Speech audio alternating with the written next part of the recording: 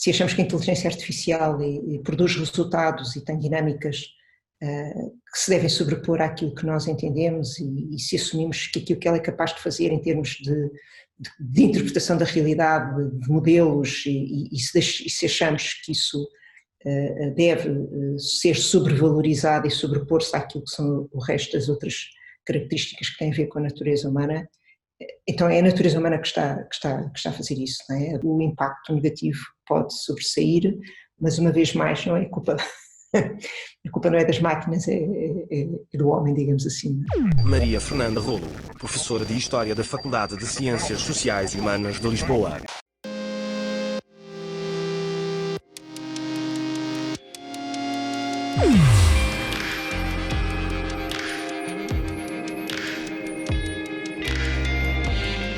Carne esperta.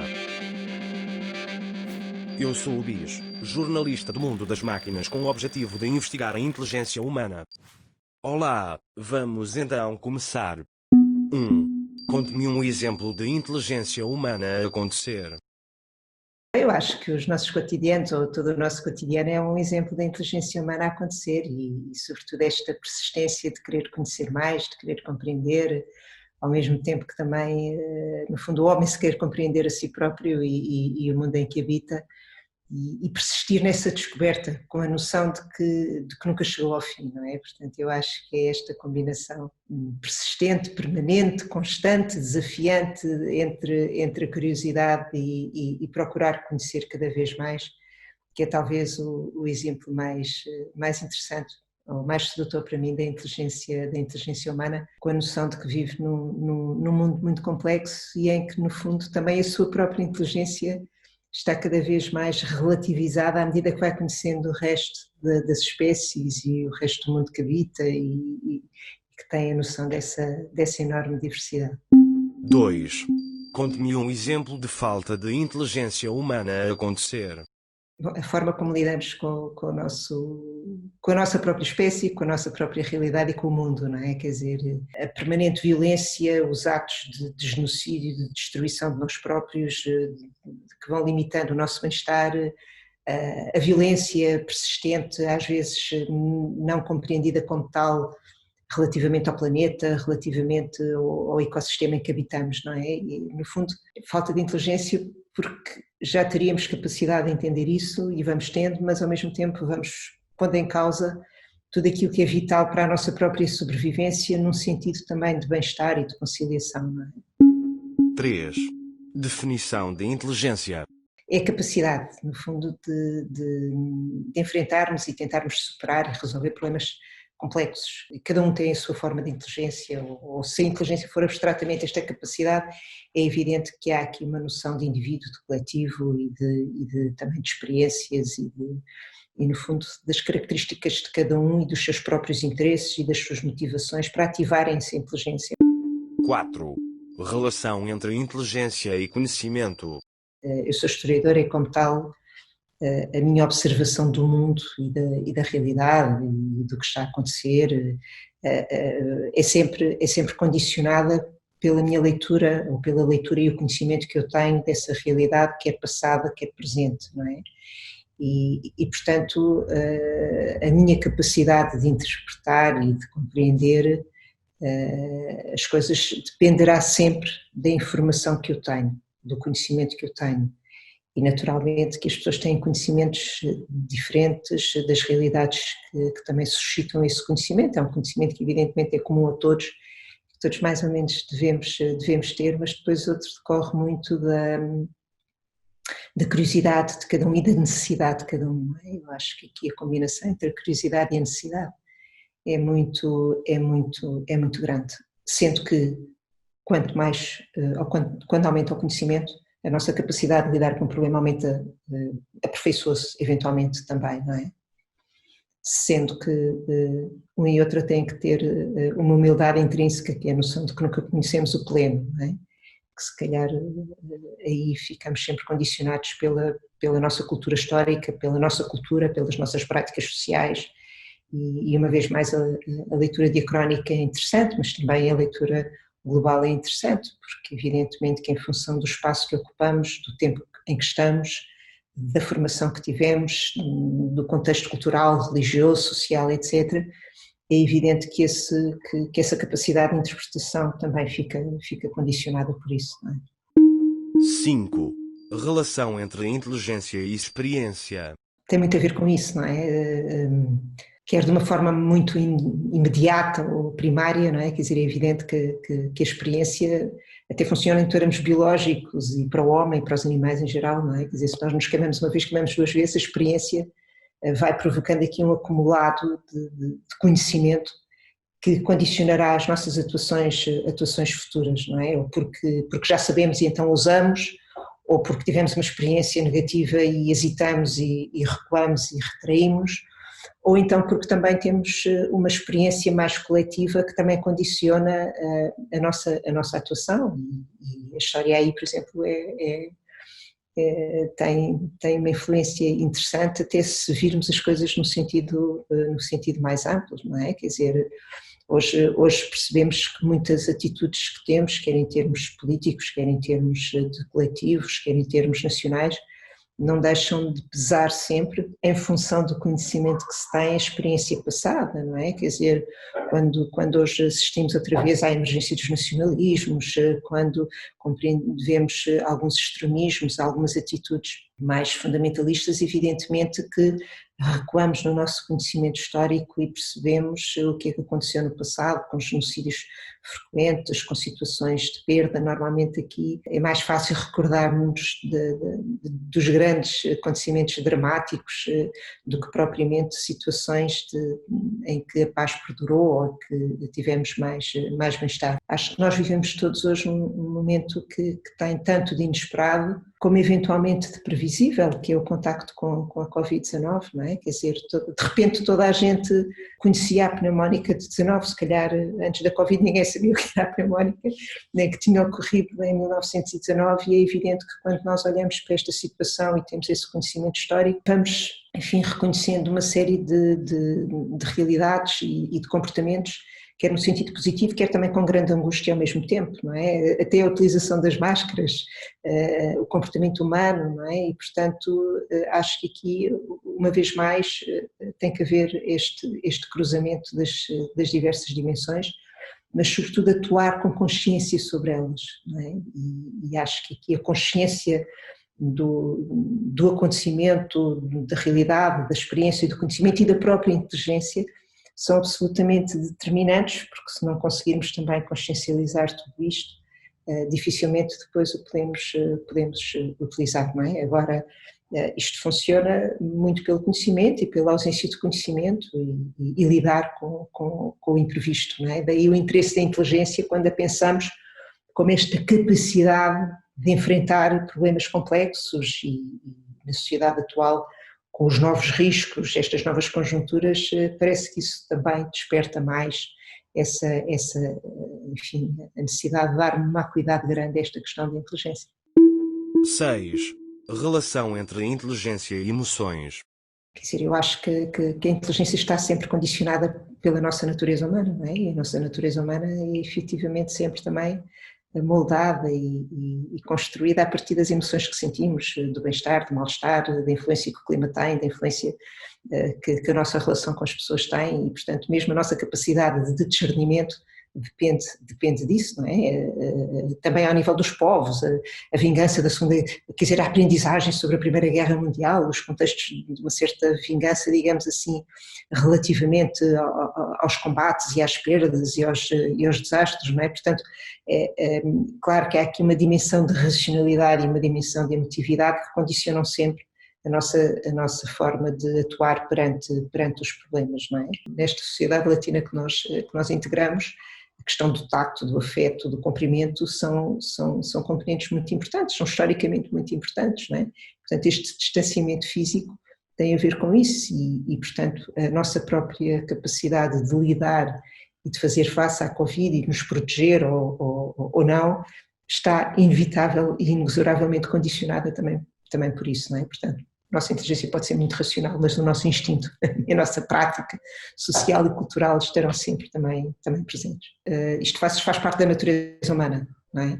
E, portanto, é evidente que se as emoções tivessem tido pesos diferentes, não é? As circunstâncias poder-se-iam ter desenrolado de forma diferente, não é? Se não houvesse a vontade de impor um sentido imperialista ou num sentido de vingança ou num sentido de humilhação, quer dizer, mesmo a nível de inteligência dos povos, digamos assim, seguramente que os contextos ou que o desencadear das realidades históricas poderia ter sido diferente. Mas isso é como tentar retirar à capacidade humana aquilo que lhe é intrínseco, não é? Portanto, nós também não podemos tirar à história o facto destes acontecimentos terem sido provocados ou conduzidos pelo homem e portanto, não lhe podemos retirar isso. 7. Experiência subjetiva da sua própria inteligência. Eu acho que é mais fácil nós confrontarmos com a falta de inteligência, não é? Com aquilo que não sabemos ou com aquilo que não conseguimos resolver. Mas eu não sei, talvez como historiadora, das coisas mais interessantes no exercício desta atividade profissional tenha a ver com esta capacidade de descobrir, não é? De descobrir os testemunhos, de descobrir as evidências, de ouvir as evidências, de compreender as evidências, sobretudo conseguindo convocar as variáveis que estão presentes, porque a complexidade é sempre muito, muito grande, não é? E o que é muito, muito desafiante, acho eu, nas nossas dinâmicas científicas e profissionais, é precisamente, e no caso da história para mim sem ter a presunção de conhecer o pleno, porque é impossível, não é? E tendo consciência sempre de que há aqui uma carga enorme de subjetividade, e isso faz parte, não é? É tentar conseguir reunir as variáveis necessárias ou aquelas que eu consigo descobrir e para interpretar e para conhecer uma determinada realidade. 8. O que faz os humanos inteligentes para lá dos outros animais? Se calhar a presunção da inteligência, não é? Mas sempre tivemos um bocadinho na nossa formação e na nossa aprendizagem um bocado a ideia de que o que distingue o homem dos animais é a sua inteligência, o que não é verdade, não é de todo, não é? Quer dizer, e de facto à medida que nós vamos descobrindo também, tentando compreender melhor como é que o mundo funciona, digamos assim, descobrimos dinâmicas de comunicação, de atuação coletiva, de defesa comum entre os outros animais, que só nos surpreendiam ou nos surpreendem porque desconhecíamos, não é? Portanto, se calhar aquilo que nos pode fazer mais inteligentes é tentarmos também descobrir e não só viver com o universo, não é? Mas descobrir e interpretá-lo, digamos assim, na sua globalidade e na sua complexidade. E, portanto, talvez seja essa vontade de ser inteligente e de compreender e tornar isto inteligível e ter essa presunção também que nos distingue, diria eu. 9. Contribuições inatas e contribuições adquiridas. É evidente que eu tenho uma herança genética que condiciona e que me ajuda ou que me dificulta nos meus cotidianos e no meu crescimento e na minha forma de estar. Uma criança, quando entra na escola, já tem a priori uma série de condições que no fundo acabam por constituir pesos positivos ou negativos na sua própria capacidade de aprendizagem, não é? Portanto, isso, toda a área ligada à psicologia, ao ensino, à educação, etc., nos tem mostrado isso ao longo dos anos. Uma comunidade tem também essa experiência, tem também essa aprendizagem, tem também questões que são intrinsecamente inatas, desde as comunidades indígenas ou outro tipo de comunidades, na forma como lidam com a natureza, como lidam com os seus contextos geográficos, culturais, sociais, ambientais, etc., têm também aí algo que é herdado, digamos assim, uma espécie de uma herança cultural e têm essa que é específica a essa comunidade na forma como também vão lidando com a sua própria realidade. 10. Qual é a importância do corpo? Eu acho que o corpo é também uma condição sine qua non para o exercício da nossa inteligência, não é? Ele condiciona, é evidente, não podemos tirar uma coisa da outra, não. Seria difícil, sendo que evidentemente as condições do nosso corpo, que é aliás uma coisa extremamente inteligente, não é? Quer dizer, todo o nosso funcionamento, eu ainda acho que é das coisas que mais fascinantes, e à medida que o avanço científico vai aumentando também ou do conhecimento científico sobre o nosso próprio corpo, mostra a inteligência do nosso próprio corpo, não é? Quer dizer, com estes mecanismos muito preparados e que também se vão adaptando ao longo do tempo, não é? Talvez é uma das maiores provas de inteligência, esta capacidade de adaptação, não é? Agora, ele condiciona a nossa capacidade de compreender as coisas, e se estamos doentes, se não estamos doentes, se temos mais aptidão física para certas coisas, para outras, e portanto acho que não podemos separar uma coisa da outra. 11. Como é que eu percebo se alguém é inteligente e se não está a fingir? A complexidade dos problemas é distinta e a natureza das pessoas também é distinta, não é? E portanto, se calhar podemos achar que é menos inteligente uma pessoa que não consegue superar certo tipo de desafios, e outra que achamos que é menos inteligente supera esses desafios com grande facilidade. Quer dizer, portanto, acho que, agora, é evidente que há pessoas que são têm uma maior sagacidade e uma rapidez muito maior para superar desafios que nos são também acessíveis, não é? Eu própria posso não me aperceber da complexidade de um desafio que um matemático inteligentíssimo ao meu lado considera uma coisa super complexa e que consegue enfrentar, não é? Portanto, depende muito do desafio e depende muito da pessoa, sendo que é evidente que perante determinado tipo de problemas comuns a todos, há uns que os superam mais facilmente do que outros. O historiador tem que ter a humildade científica para fazer um percurso de investigação sério, contrariamente às vezes àquilo que, ou surpreendentemente relativamente àquilo que algumas pessoas podem pensar. Um investigador em história, um historiador, na sua investigação tem que ser muito criativo e tem que ser muito, muito curioso. Não é? Porque só a capacidade de ir convocar as diversas situações, variáveis, questões que podem estar associadas a um determinado problema, exige evidentemente um conhecimento amplo e muita curiosidade.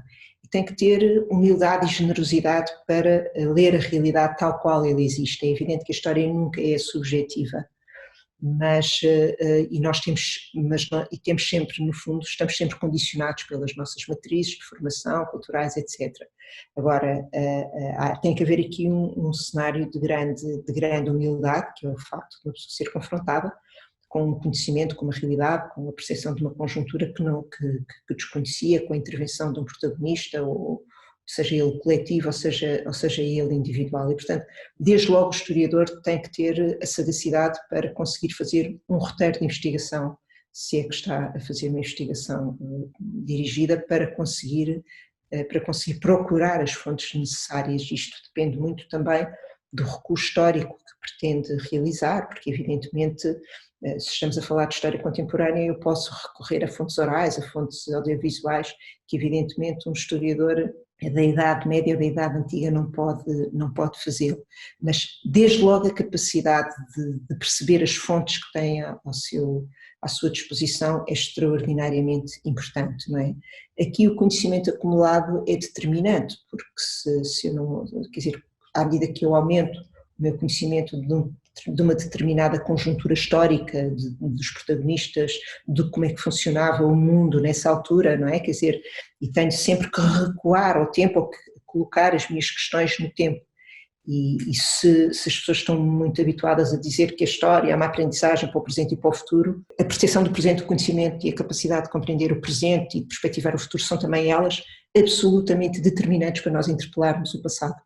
Porque muitas vezes, e sobretudo no diálogo com outras áreas científicas, em que eu tenho questões, tenho dúvidas, tenho interpelações que de outra forma eu não teria se estivesse isoladamente a olhar para o passado.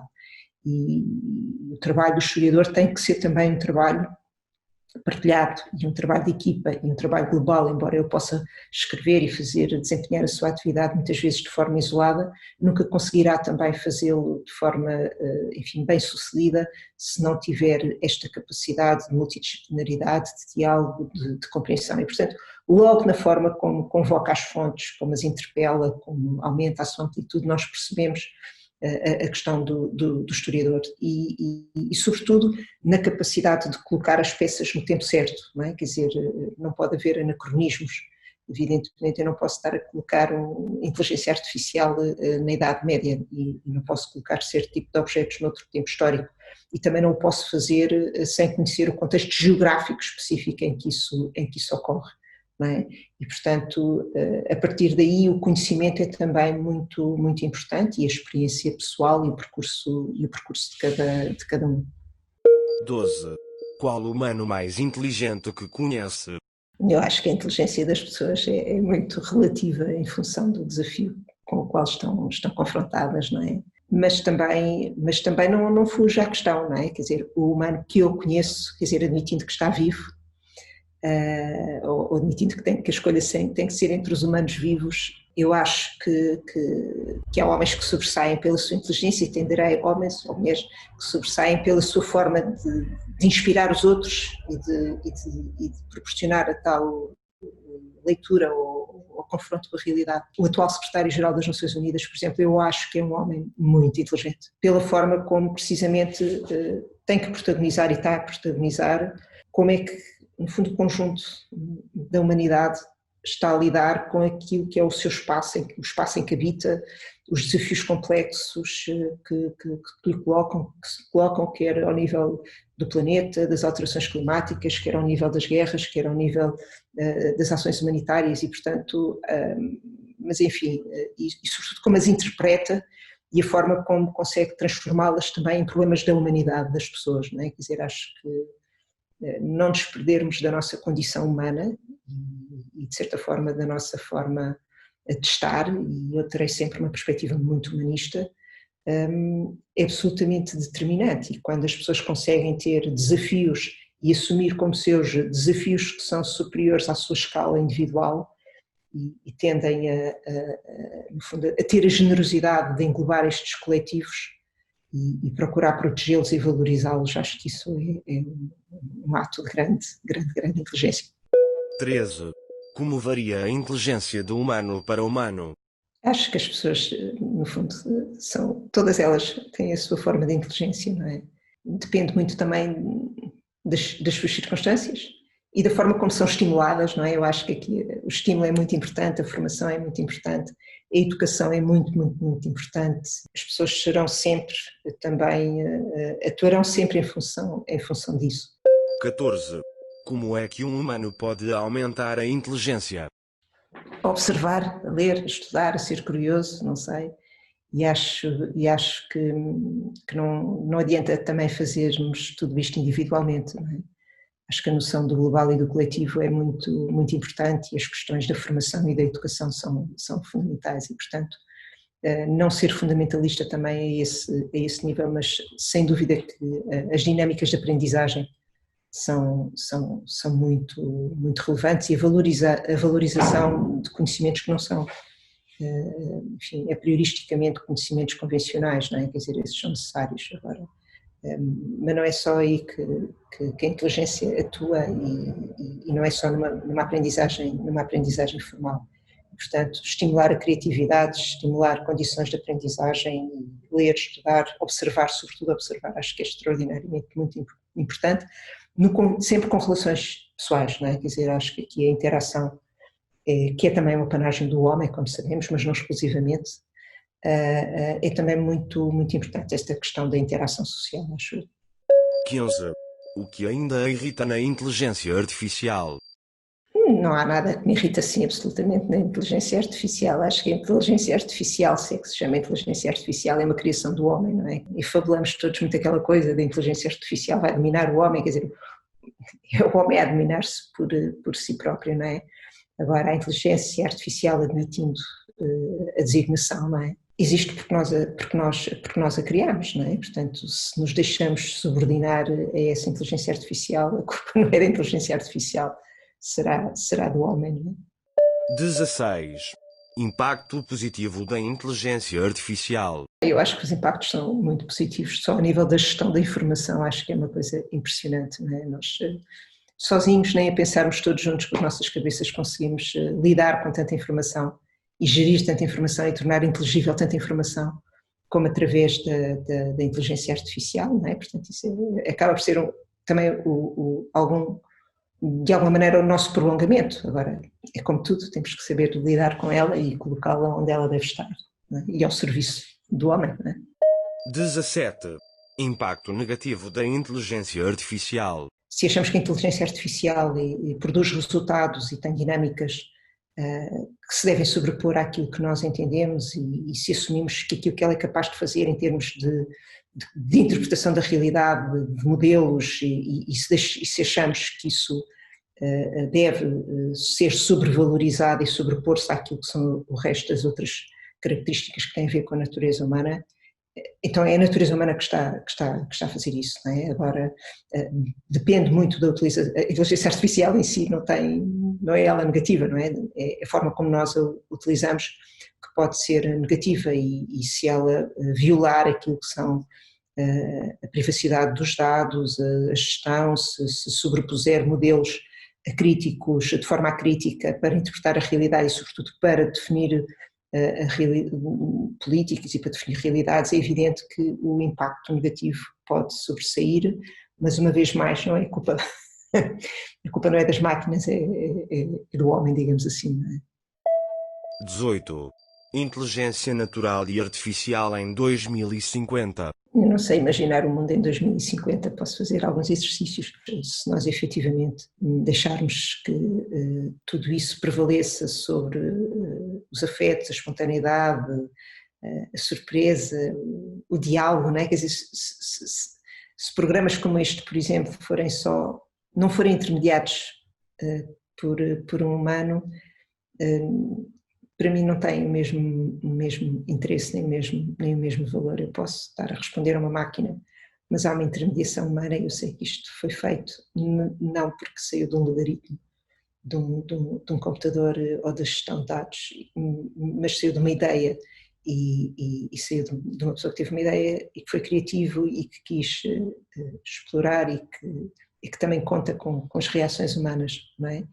E, portanto, se a inteligência artificial e natural em 2050 conseguir um bom equilíbrio e não penalizar aquilo que tem a ver com as nossas possibilidades, os nossos afetos, eu acho que pode ser fantástico para melhorarmos muita coisa nos nossos habitats, nos nossos ecossistemas e no nosso próprio bem-estar e na nossa felicidade. Eu acho que as coisas podem conviver muito bem.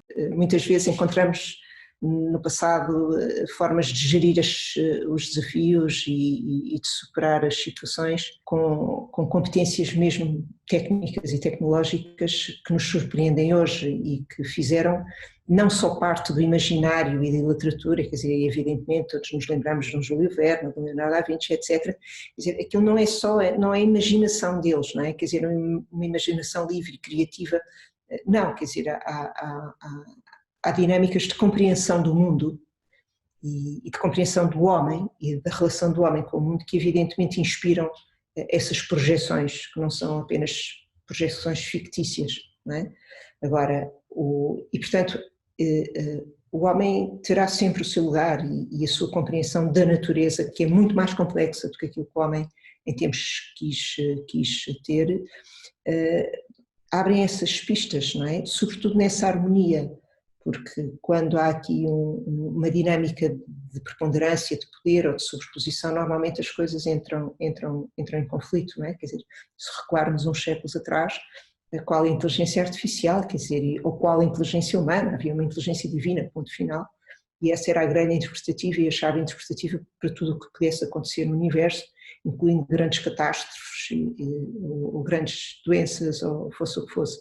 Eu acho que tem que haver aqui uma conciliação e eu acho que a verdadeira inteligência decorrerá efetivamente dessa capacidade de conciliar e de harmonizar. Isso não tem que haver conflitos.